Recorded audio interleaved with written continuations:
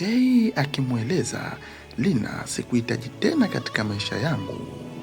Wewe ni mwanamke, unaniletea nuksi na mikosi. Nimepata mwanamke mwingine, sikuhitaji tena katika maisha yangu. Maneno makali sana akimweleza mkewe Lina. Lina kwa uchungu akamwambia Jay, sawa, naumia sana kwa ulichoweza kunifanyia, ila mimi nashukuru. Nitakwenda kupambana na maisha yangu, na imani ipo siku nitakuja kufanikiwa. Lina akiongea kwa maumivu makali, tena makali sana. Basi bwana, baada ya mwaka mmoja kupita, anaonekana Lina akiwa katika ndinga, tena ndinga kali sana.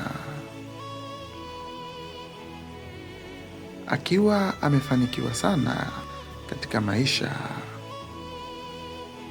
Lina akionekana tena ni mwenye furaha sana, akirejea katika kijiji ambako alipokuwa akiishi zamani.